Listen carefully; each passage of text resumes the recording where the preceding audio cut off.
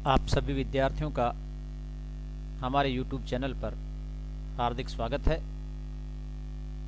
मैं डॉक्टर देवी प्रसाद, सह आचार्य हिंदी, सेठ नंद किशोर पटवारी राजकीय महाविद्यालय नीमका थाना, आज आपके समक्ष कबीर के पदों पर चर्चा करने के लिए उपस्थित हूँ।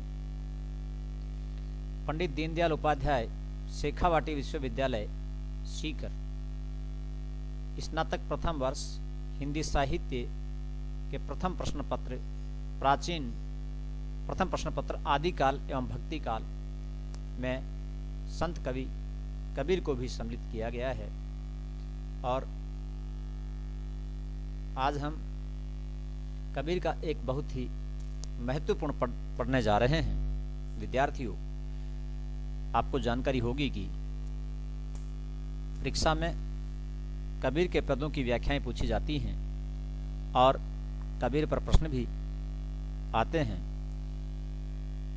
तो पहले हम इस पद को पढ़ेंगे और उसके पश्चात हम इस पद की व्याख्या को समझेंगे। तो आइए पहले हम इस पद को पढ़ते हैं।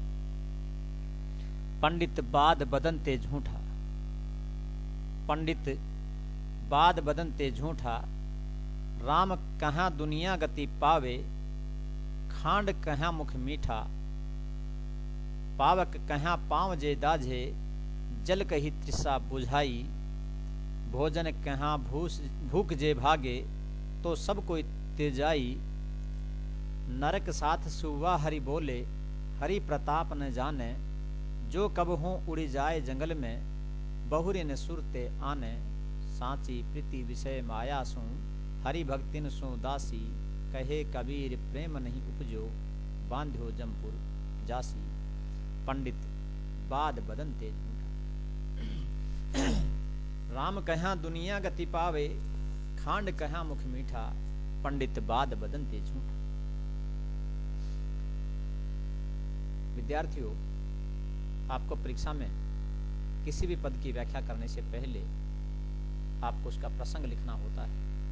तत्पश्चात आप उस पद की व्याख्या करते हैं। तो प्रसंग के रूप में अगर हम देखें तो प्रस्तुत पद हमारे प्रश्न पत्र आदिकाल एवं भक्ति काल में सम्मिलित निर्गुण संत कवि कबीर के पदों से लिया गया है। प्रस्तुत पद में कबीर मनुष्य को सत्य के मार्ग पर चलने की बात करते हैं और सदकर्मों की बात करते हैं। और प्रस्तुत पद में विभिन्न जो मत हैं ईश्वर को पाने के, और ये जो बात कही जाती है कि ईश्वर का नाम लेना ही काफी है, इस बात को वे विभिन्न तर्कों के माध्यम से समझाने की कोशिश करते हैं कि केवल ईश्वर का नाम लेना ही पर्याप्त नहीं है, उसके लिए अच्छे कर्म भी आवश्यक हैं। तो यहाँ पर कबीर कहते हैं, पंडित बाद बदन ते झूठा। पंडित कौन है? कबीर के मत अनुसार वे सभी पंडित हैं जो शास्त्रों की व्याख्या करते हैं, जो धर्मशास्त्रों से जुड़े हुए लोग हैं, जो शास्त्रार्थ करते हैं, जो धर्म का प्रचार करते हैं। तो कबीर कहते हैं, पंडित बाद बदन ते झूठा। ये जो पंडित जो बात कहता है वह झूठी बात, ये जो ज्ञानियों द्वारा जो बात कही जाती है वो सब झूठ है। कौन सी बात कही जाती है? राम कहाँ दुनिया गति पावे, कि राम के कहने से दुनिया को गति मिल जाती है। गति का तात्पर्य मुक्ति है, कि यहाँ पर राम का नाम ले देने से ही मुक्ति मिल जाती है। यह बात झूठ है। अगर ऐसा होता तो कबीर तर्क करते हैं। विद्यार्थियों, कबीर ने विभिन्न परंपराओं पाखंडों का घोर विरोध किया है और बहुत ही तर्कपूर्ण विरोध किया है।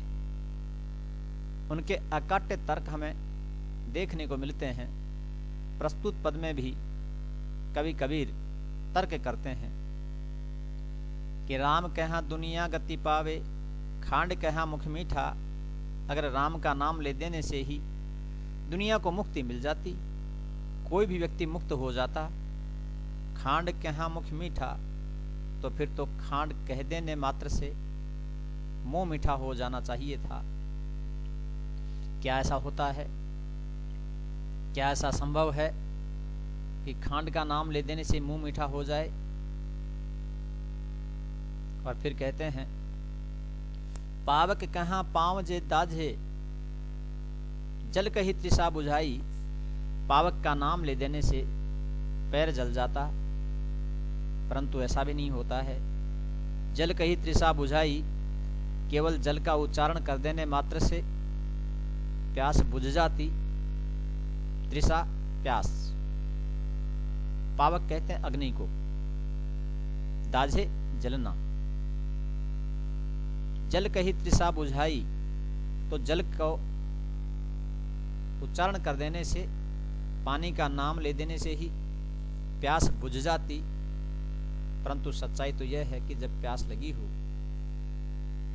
तो पानी का यदि हम उच्चारण करें, पानी को हम जितना याद करें, प्यास उतनी ही अधिक लगती है। अगर भूख लगी हो, भोजन का अगर हम जिक्र करें, अगर कहीं परोसी हुई थाली हम देखें तो सहज रूप से हमारी जो भूख है वो बढ़ती है। तो कबीर कहते हैं, पावक कहाँ पाँव जे दाझे, जल कही तृषा बुझाई। जल का नाम ले देने से प्यास मिट जानी चाहिए थी, परंतु ऐसा भी नहीं होता है। फिर कहते हैं, भोजन कहाँ भूख जे भाजे, तो सब कोई त्रिजाई। भोजन कह देने से, भोजन का उच्चारण कर देने मात्र से अगर भूख का शमन हो जाता तो सब कोई तिरजाई, तो सभी व्यक्ति तिर जाते। तिर जाने का तात्पर्य है किसी व्यक्ति को कोई भी आवश्यकता नहीं होती, सभी का कल्याण हो जाता। क्योंकि सबसे ज़्यादा जो भागम भाग है वह इस पेट की आग की ही है। इस पेट के लिए ही लोग दिन रात भगते हैं। तो कबीर कहते हैं कि भोजन का नाम ले देने से भूख का शमन हो जाना चाहिए था, परंतु ये भी नहीं होता है। कबीर कहते हैं कि ऐसे जो लोग हैं जो इस प्रकार से समझते हैं कि केवल ईश्वर का नाम ले देने से ही गति मुक्ति मिल जाती है, उनको वे तोते की संज्ञा देते हैं, वे तोते के समान मानते हैं। और कहते हैं, नरक साथ सुवा हरि बोले, हरि प्रताप न जाने। आपने देखा होगा, सुना होगा, कुछ लोग तोते पालते हैं और तोते को राम राम करना सिखला देते हैं। तो तोता भी आदमी के साथ में, नर के साथ सुबह तोता हरि बोले, हरि का नाम लेता है। जैसे ही कोई उसे तोते को राम राम करता है तो तोता भी उसे राम राम करता है। यानी कोई अभिवादन हो सकता है। तो कबीर कहते हैं, नर के साथ सुवा हरि बोले। जैसे ही मनुष्य राम राम का उच्चारण करता है, तोता भी उसका अनुसरण करता है, परंतु क्या अनुसरण मात्र से ही वह हरि का प्रताप जो जान लेता है। वास्तविकता यह है, तोते को हरि प्रताप से कोई लेना देना नहीं है। तोता उस हरि के प्रताप को जानता ही नहीं है। वह तो केवल राम का नाम उच्चारण कर रहा है। तो कबीर कहते हैं कि ऐसे लोग जो केवल राम का प्रताप नहीं जानते और केवल राम के नाम का उच्चारण ही कर रहे हैं, बिना राम की महिमा को जाने, उस परमपिता परमेश्वर के प्रताप को बिना जाने केवल और केवल उसका नाम ही ले रहे हैं, सच्चे कर्म नहीं कर रहे हैं, उसकी भक्ति नहीं कर रहे हैं, तो ऐसे लोग जो उसके प्रताप को नहीं जानते, जो उसके सामर्थ्य को, उसकी शक्ति से परिचित नहीं है, वे किसके समान है? उस तोते के समान है। नरक साथ सुआ हरि बोले, हरि प्रताप न जाने। तो कहते हैं कि राम का नाम मात्र से ही कोई व्यक्ति पार हो जाता, तो ऐसे लोग, समझने वाले लोग तो उस तोते के समान हैं। और यहाँ पर बहुत ही सुंदर उदाहरण कबीर प्रस्तुत करते हैं कि तोता मनुष्य के साथ में हरि का नाम तो लेता है, राम नाम का उच्चारण तो करता है, परंतु वह उसके प्रताप से वाकिफ नहीं है, परिचित नहीं है। फिर कहते हैं जो कबहू उड़ जाए जंगल में, वह तोता अगर कभी पिंजरे से मुक्त हो जाए, मालिक के पिंजरे से मुक्त हो जाए और उड़ करके चला जाए, बहुरे ने सुरते आने, तो वह दोबारा से ईश्वर को याद ही नहीं करेगा, राम के नाम का उच्चारण ही नहीं करेगा। अगर इस प्रकार से कोई तोता है और वह उड़ जाए, तो वह तो दोबारा से ईश्वर का नाम ही नहीं लेगा, क्योंकि वह तो जानता ही नहीं है कि ईश्वर क्या है। और फिर कहते हैं सांची प्रीति विषय माया सो, जो सांची जो प्रीति है वह तो किससे है?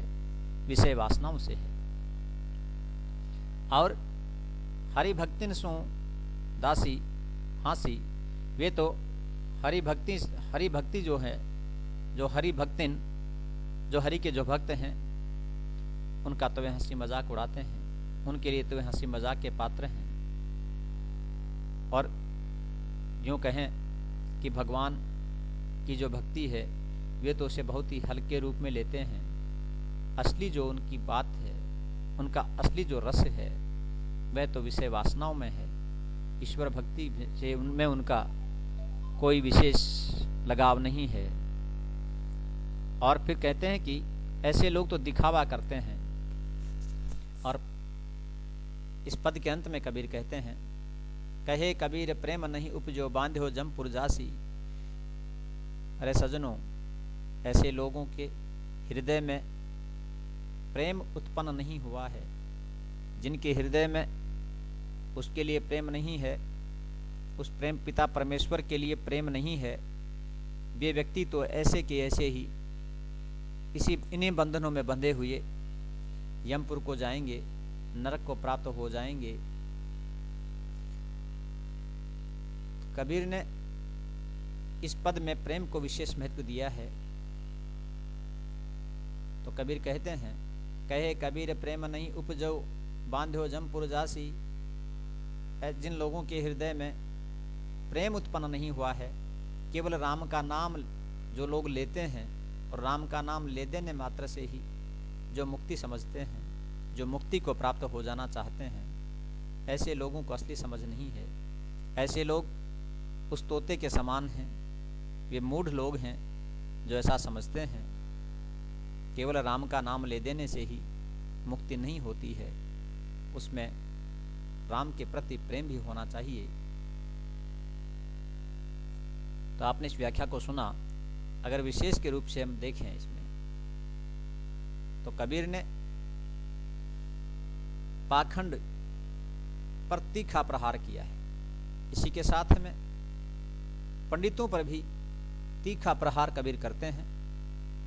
और वे इसमें कहते हैं कि मुक्ति के लिए तो हृदय में प्रेम होना चाहिए, ज्ञान होना चाहिए, आचरण की पवित्रता होनी चाहिए। यानी जिसके हृदय में प्रेम है, जिसमें आचरण की पवित्रता है, वही व्यक्ति मुक्ति को प्राप्त हो सकता है। प्रस्तुत पद में कबीर ने इस मान्यता का खंडन किया है कि केवल राम का नाम उच्चारण कर देने से ही कोई व्यक्ति मुक्ति को प्राप्त हो सकता है। ऐसी बहुत सी कथाएं प्रचलित हैं कि जिन्होंने पूरे उम्र भर पापाचार किए और अंत समय में केवल एक बार राम का नाम ले दिया और मुक्ति को प्राप्त हो गए। कबीर ने इन मान्यताओं का खंडन किया है। वे कहते हैं कि केवल राम का नाम उच्चारण कर देने से कुछ होने वाला नहीं है, उसमें प्रेम आवश्यक है, सत्कर्म आवश्यक है। कबीर ने आडंबरों का विरोध किया है और विभिन्न जो मत हैं उनका भी खंडन किया है और मनुष्य को प्रेम का महत्व समझाया है। विद्यार्थियों ने केवल इस पद में अपितु अन्य भी अनेक पदों में कबीर ने प्रेम को विशेष महत्व दिया है। कबीर ने लिखा भी है, प्रेम न बाड़ी उपजे, प्रेम न हाथ बिकाए, राजा प्रजा जेहि रुचे, शीश दे ले जाए। इसी प्रकार से अन्य पदों में भी कहते हैं, उठा बगुला प्रेम का, तिनका उड़ा आकाश, तिनका तिनके से मिला, तिनका तिनके पास। यह तो घर है प्रेम का, खाला का घर नाही। इस प्रकार से अनेक दोहों में कबीर ने प्रेम को विशेष महत्व दिया है। कबीर सच्ची साधना को महत्व देते हैं। प्रस्तुत पद में भी कबीर ने प्रेम को महत्व दिया है और इस मान्यता का खंडन किया है कि केवल राम का नाम लेने से ही कोई व्यक्ति इस भव सागर से पार हो सकता है, उसके सारे कष्ट, सारे संताप, सारे पाप नष्ट हो सकते हैं। इसीलिए कबीर कहते हैं, पंडित बाद बदनते झूठा, राम कहाँ दुनिया गति पावे, खांड कहाँ मुख मीठा, पंडित बाद बदनते झूठा। आपने मुझे सुना, इसके लिए धन्यवाद। मिलते हैं एक नए पद के साथ में।